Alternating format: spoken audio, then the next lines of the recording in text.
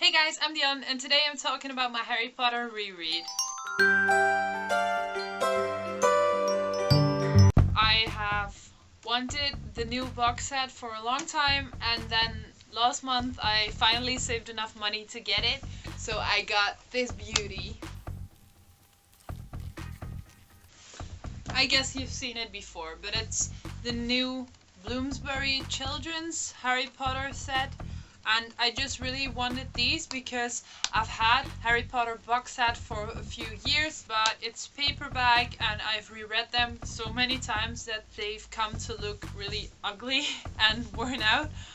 So I wanted the hardbacks, and now I got them. Lately there has been a Harry Potter reread going on. I did not have time to participate in that because I had to read the Harry Potters way faster because I had other things to read. So I did it at my own pace, which was like all the books in 2 or 3 weeks. I started off with Harry Potter and the Philosopher's Stone, which is really pretty. And I thought it was just as magical as the first time I read it. I did read it more quickly, and I think I might have skipped over some details. The descriptions of a room or stuff like that, I think it's about the 5th or 6th time I've read this, and you just read over it more quickly. Favorite quote I wrote down was, "We've got a week before we find out how badly we've done. There's no need to worry yet."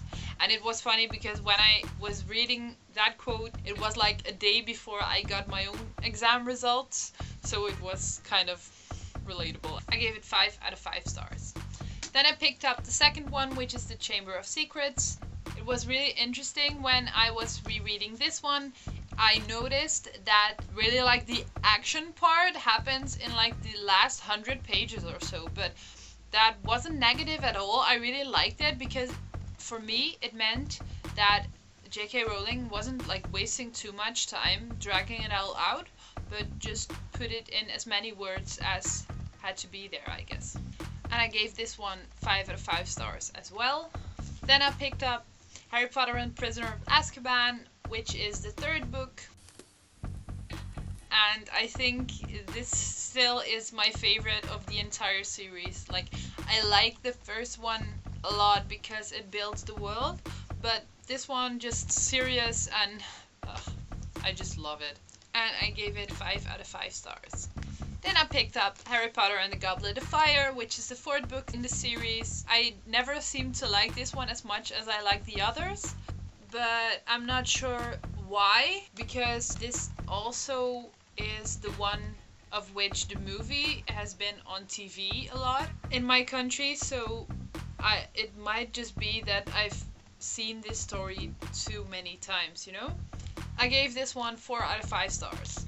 Then I picked up Harry Potter and the Order of the Phoenix, which is the biggest one. I really enjoyed it. I thought, as I always think, that is a bit of a tough one to get through. I also tried reading along with the audiobook for this one, but it wasn't really working for me because just 1 time speed is way too slow for me, but then if you put it on 2 times speed or something, it becomes kind of a chipmunk voice and all the nice feeling gets sucked out of the wonderful narration of the story. So I just read it regularly. I did enjoy it, but it is the chunky one which moves a bit slow for me, so I gave this one 4 out of 5 stars. Then I picked up Harry Potter and the Half-Blood Prince, which is the 6th book in the series. I like this one. It slowly comes to a close and we get to know Snape from all his different sides a bit better. Tragic things happen, you know. And I gave this one 5 out of 5 stars. And lastly, I picked up Harry Potter and the Deathly Hallows. This is the 7th and last book in the series. I always cry at the end of this one. And I gave this one 5 out of 5 stars, which means I finished this entire box set in 2.5 weeks, and it was quite a challenge. I might have enjoyed it a bit more if I had like spaced it out a little, because sometimes it was really not dragging, but tough to read so many pages in so little time. But yeah, I really like this reread. I might not do it for a few years now though, but I'm really glad I reread this series before The Cursed Child comes out. It really helped me to come into the story again and to notice details. I am really looking forward to The Cursed Child, which I have pre-ordered on my e-reader, so I should be able to read it quite soon. And the second part of this video will be my review of The Cursed Child. So keep an eye out for that one, and I will see you guys soon. Bye!